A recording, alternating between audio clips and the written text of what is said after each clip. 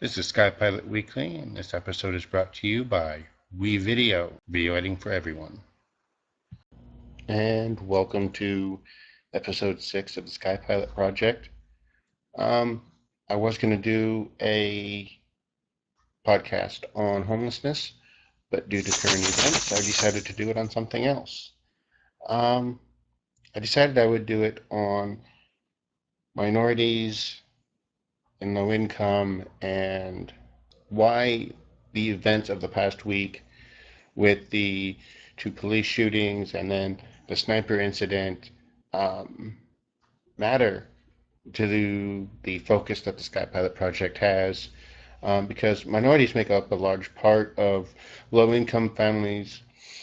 According to the Population Reference Bureau and the Working Poor Families Project, 47% of families are headed by a racial or ethnic minority, where only 23% are non-Hispanic white. So it's important to talk about this subject because it's relevant to the experience that low-income families have in relation to authorities and those that have power over them, or even authority over them. And I think it's important. I have a couple interviews from CNN. If you're watching the YouTube version, some of this is going to be rather graphic and maybe even be hard to watch. So just a warning there. And this past week's been difficult. It's been hard. It's been hard to try to process everything as it's been happening. I really think it's important that we talk about how this is representative of the low-income experience. So here are the 2 CNN interview report type things, and then we'll talk more after that. I should also add that this is going to be a longer than normal podcast because the interview from CNN is about 22 minutes. I don't want to edit it down or take out anything that might be important. So it's going to be a little bit longer podcast than usual. Joining us now this morning is the mother of Philando Castile, Valerie Castile, as well as his uncle, Clarence Castile.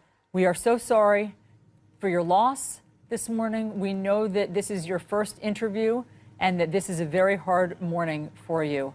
Thank you so much for being with us. Mrs. Castile, have you seen that video that we just played of this incident?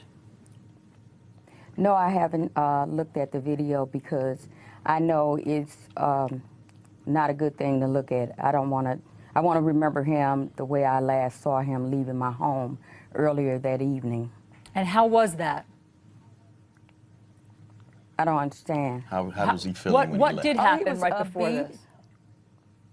Well, earlier, I'll say about 2 o'clock, he came to my house in order to go and get his hair done. And he came back and we chit-chatted, him and his sister, and they had a conversation about the concealed carry permits that they both have. And they were saying that, to be cautious. And my daughter said, you know what? I really don't even want to carry my gun because I'm afraid that they'll shoot me first and then ask questions later. Oh my gosh, that seems like some sort of omen or something to hear that. Now, Mr. Castile, have you seen the video? Yes, I have. How do you explain what you see on that video? I seen a young man, helpless, shot for no apparent reason. I saw my nephew shot by a man, clinging to his life, with no help.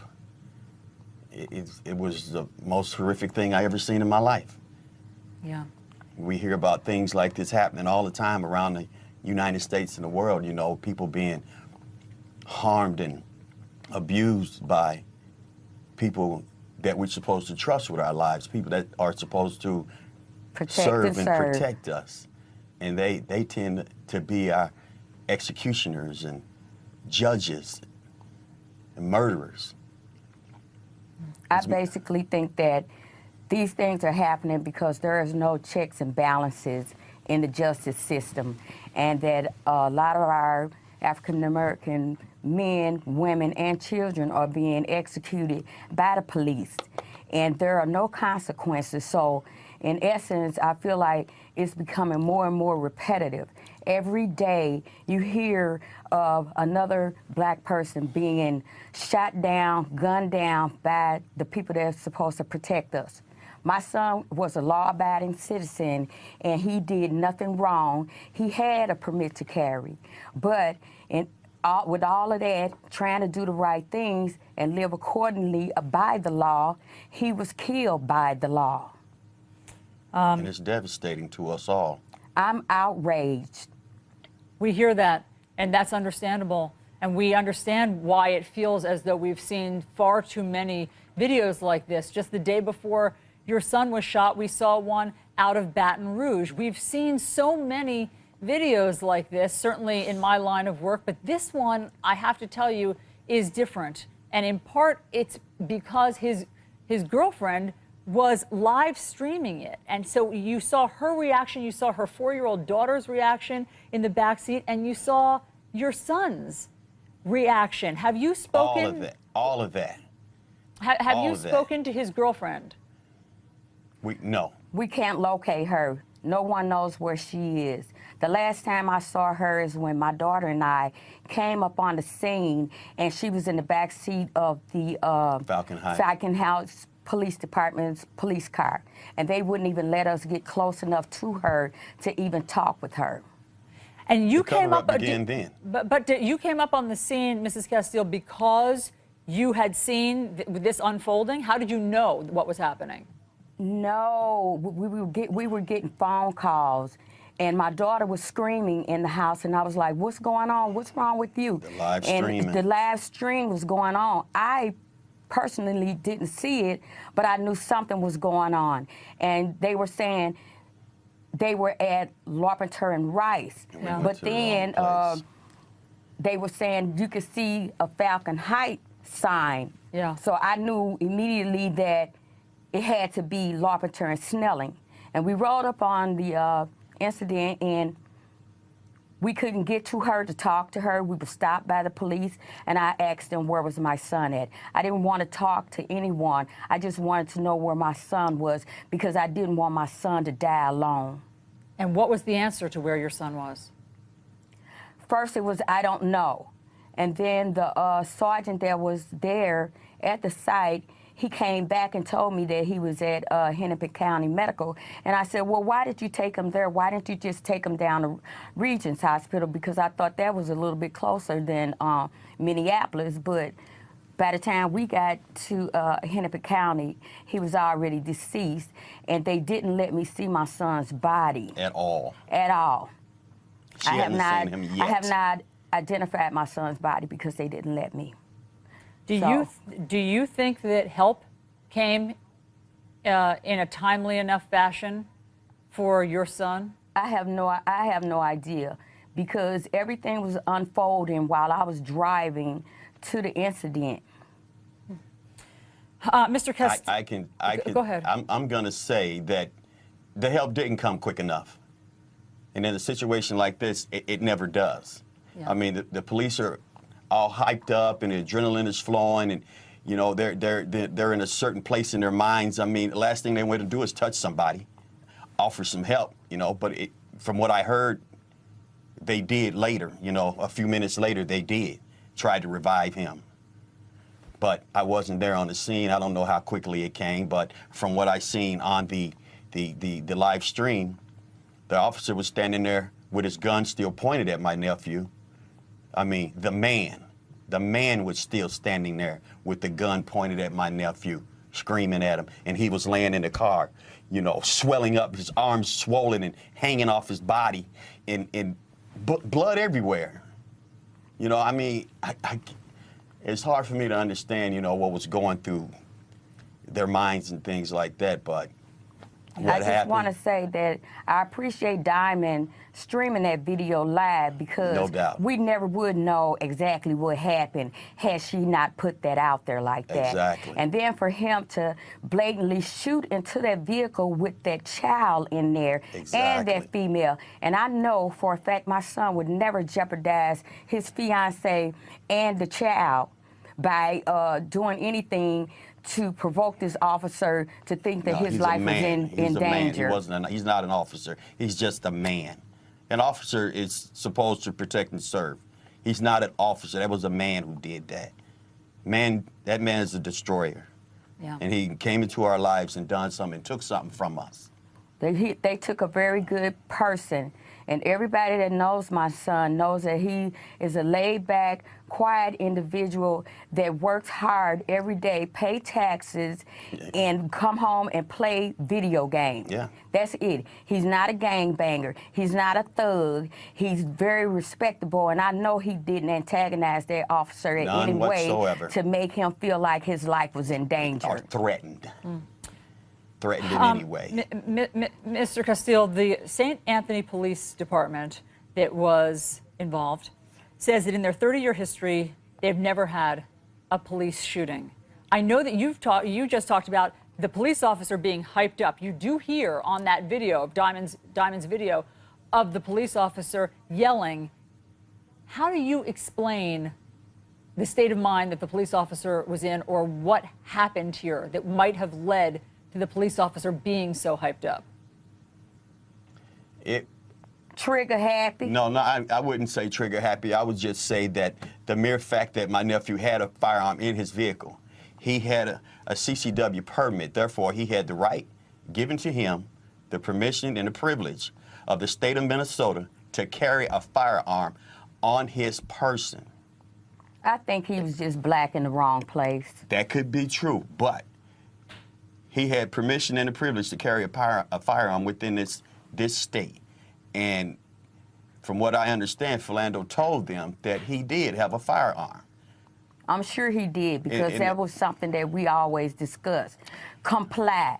That's Yeah. the key thing. The key thing in order to try to survive being stopped by the police is to comply. Whatever they ask you to do it. Don't say nothing. Just do whatever they want you to do. So what's the difference in complying and you get killed anyway? And we know we know if you take a concealing carry class, you know there's protocol. When you get pulled over, you let them know that you do have a permit and you have a weapon in your car. And that's what he did. And you tell the police, please let your partner know I have a weapon in the car. Okay, now I'm supposed to get my driver's license. I reach for my license or whatever, and then you unload. They unloaded on him. That man shot him. Yeah. You know, One of the striking things about this video that Diamond shot is her composure. So at first, while your son and nephew is bleeding next to her, she is reporting in a quite measured fashion what just happened. She's giving her location of where she is, what transpired, and she's also communicating with the police officer in, again, a very composed, poised, calm fashion. How do you explain how she was able to do that? She was the coolest girl I ever seen in my life. I don't know how she did it, but she managed to get the information out. Both of them guys are pretty laid back, and they're calm people. They're not aggressive, neither one of them. And that's why she was able to hold her composure, because that's in her nature, as well as him being calm and compliant, and that's in his nature. So that's why they got along really well. You know, you have two individuals with the same personality, yes, they will get along, and that's why she was able to hold her composure, because she's laid back and she's calm like that. You know, that and video... I want to applaud her again. That is nice. I'm sorry to interrupt you. You want to applaud how she handled herself. Correct. Absolutely. Because like I said in the beginning, we may never know the truth, the actual truth, because I don't know if that officer man was wearing a body cam himself that would help explain some of the things that took place. Dashboard cam, you know, I mean, there's ways of getting information, you know. I mean, going to do an investigation. I mean, and hopefully the proper things and the right information and the true information will come out. I don't know that this police with that department video, has a dashboard it's a whole cam. lot of They things don't that where. cannot be disputed. Well, tell me about that, Mrs. Castile, because the video starts after the shooting. But what do you think Exactly. could have been happening in the moments before the shooting?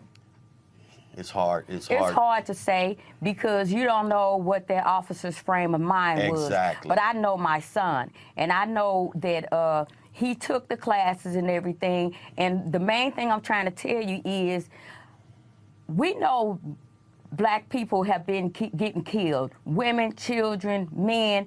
And I always told them, whatever you do, when you get stopped by the police, comply, comply, comply, comply. And if that man asked him to show his license, and I know he verbally told him that he had that gun. There's no two ways around that, and can't nobody in this world tell me nothing different.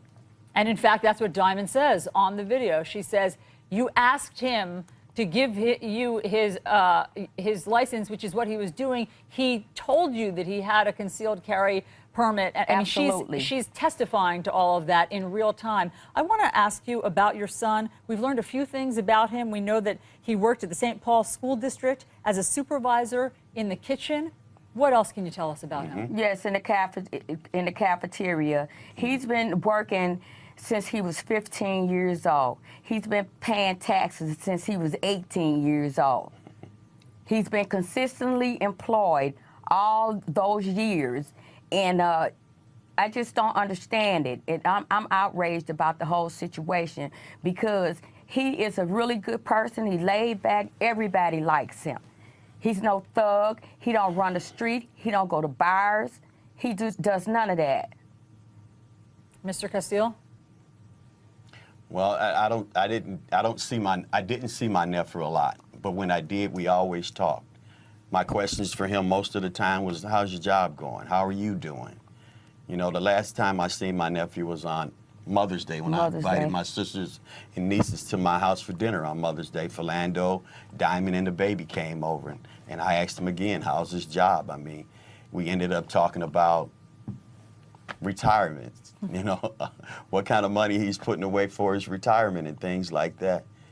You know, because I'm a firm believer in getting set up, you know, for those twilight years and having some money. And he's got a really good start with, you know, the school district, you know, with the para pension and deferred comp and things of that nature like that. I always encouraged him. I know. encouraged him to get one job, stay on that one job, and retire from it, especially if they have good benefits, and that's what they do. But that was my last conversation with Philando on Mother's Day. Mrs. Castile, it sounds like you gave him all the right advice and encouragement. After we see shootings like this, you often see people take to the streets. You see protests. We've seen some of that already happening in Baton Rouge. What do you want to see happen? I would like to see justice. That's all we want is justice. That's all we want is justice. Justice because, for Philando. like I said, he didn't deserve to be shot down like that. No, not like that. I couldn't believe it. I could never phantom in my life. I did everything right as a parent. I made sure my kids understood the difference in being law-abiding and that the police were there to help. I never once in my life would have thought that my son would actually be killed by the persons that are supposed to protect and serve him. And he is legitimate all the way across the board. You want to carry a gun? Go and get your license. And that's what him and his sister did. Everything he did was legitimate. He worked an honest job 5 days a week. Serving children in a school. This man was so docile and laid back. It's incredible how anybody could mistake that. But sometimes you have those that, you know, you sit up and say that there is no more, what do you call it? No more justice? No. When they profiling. Yeah. You're still saying there's no profiling, but it is. It is. We're being hunted every day. It's a silent war against African American people as a whole. And And so, it's sad to say. I mean, we think we're in a land of plenty, you know, freedom and things like that. We're never free. and so what does justice look like for you in that case? Well, right about now, it's not looking too good because I'm not getting the answers that I'm asking for. And like I said, they did not even let me see my son to identify him. Yeah. I have to wait until tomorrow Well, after an autopsy. yeah, and she may be, they might even not let her come to see him right away, today. They don't know anything. They don't know who the BCA investigators are. They don't know who the doctor or the medical examiner's gonna be. medical examiner's going to be. They don't know what the name of the police officers that were involved in the shooting. They're telling me that they don't know anything, so I don't know anything. Well, what we do know is Philando's dead. That's what we know. What we know. I will never see my son again. We hear your frustration. I'm hyped up. Absolutely. I'm outraged. And anybody that saw that video, they should be outraged too. And millions have seen it already. So it can't be hidden. Diamond posted that on Facebook, live streamed it. An hour later, it was taken down. Luckily, other people shared it and saved it. WCCO got a hold of the video and sent it to New York. And Yes. it went from there. It has gone viral, and It came to millions you of guys. people, absolutely, millions of people have seen it. Millions of people are seeing it this morning. But you both are so reasonable. You're not asking for much other than your questions to be answered and for justice. But is it just, if let's say that this police officer were fired from the force, is that justice? Is that it? No. No. Jail No, time. Jail time. No. Jail time. No. Jail time. I'm sure there's protocol and everything. And if a layman like myself, if I shoot somebody, I'm going to be prosecuted. That's it. Yeah. He needs to be prosecuted. I mean, Because of that video. See, because she shot that video, they can't cut it. They can't edit it. It's not grainy. You can see and hear her talking about everything that happened in that situation. And all I'm saying is these police officers need to be held accountable for their wrongdoing. That's if you right. made a mistake, you made a mistake, and you need to suffer the consequences. Because it it's- happened to me, it can happen to you. We need checks and balances. we always say, every time something like this happens, we say it's got to stop. When is it going to stop? What do we got to do to make it stop? You know, what do we got to do? Will it get worse before it gets better? I mean, we need some help. We need some help down here. We need checks and balances. If I can be held accountable for what I do, these officers should too. And I believe because everyone's getting acquitted, it's like open season. Okay, I can shoot him, and I'll get acquitted. I'll get my money every day like I'm working. What do they paid do? leave. Yeah, put him on paid leave. Yeah. You can't work, but you can still get money. I mean, and so paid. when you talk about Yeah. the injustice that you feel in your community and that you've long felt, even before this, and that you feel for the black community, do you want to hear the presidential candidates talk about this? Do you want this on a national stage to be addressed? Absolutely. Yeah, absolutely. It needs to be addressed. Because, like I said, if there's no checks and balances, then we gotta have chaos. It'll be chaos. If you don't hold people accountable for what they do, then they feel like they can just do anything, so then we're out of control. The nation will be out of control. What do you want your leaders to do? I want my leaders to step up and hold these people accountable. That's it. Accountability. Everybody needs to be held accountable. Yeah. Valerie Castillo. It's no, okay, because he's a police officer, he get a pass, you know what I'm saying? But then if I do it, I'm going to jail. We hear you. No, that's not right. No one can disagree with that. We hear you, Valerie Castillo and Clarence Castillo. We're so sorry that you're enduring this morning. We appreciate you coming on and sharing your strong feelings about this. And we hope you get information today. We will check back in with you tomorrow morning. Thank you. Thank you. I'd like to say Absolutely. one thing. Yes. Oh, Lord, my God, is there no help for the widow's son? We got to hang on by the strong grip of the lion's paw. Amen. Thank you, Mr. Castile and Mrs. Castile. We will check back in with you, and we pray that you get some answers today. That was a pretty powerful interview that CNN did. And I think it really talks to the situation. I think it encapsulates everything. I was going to put some other video in, but I decided not to.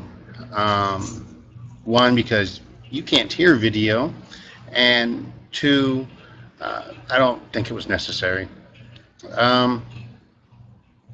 Being low income, being a minority, it's not a safe thing. Just being low income, period, can be dangerous. But to be low income and to be a minority can be downright deadly.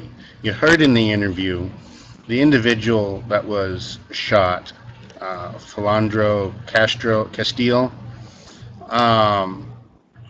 was law-abiding. Never been in trouble with the law. Did everything right. Worked in the cafeteria, serving food to school kids. Didn't do anything wrong, but he was still basically murdered by the police. And I think it talks to what it means to be lower middle class, low income, and to be a minority. It's a much different experience from being Caucasian, white, to be part of that majority. And it's a different experience. I've been pulled over by several cops. And my experience has always been dramatically different. Partly because of the way I conducted myself, which everything from the video to all the witness statements state that Mr. Castile did everything right. I could go on for quite a while about what I think should happen, but I don't think that would be productive. And I think that it's going to be a conversation we're going to be having for a while until things get better, until things get fixed, until this type of stuff stops happening, period. Not much more I can really add to this conversation right now. So I'm just going to kind of leave it there. Let me know what you think. Get us on Twitter, SkyPilot, at SkyPilot on Twitter, at SkyPilot Renewed on Twitter, Facebook.com/The SkyPilot Project. And let me know what you think. You can also get us on Google+. Just look up The SkyPilot Project and you'll find us. Be safe and have a nice day.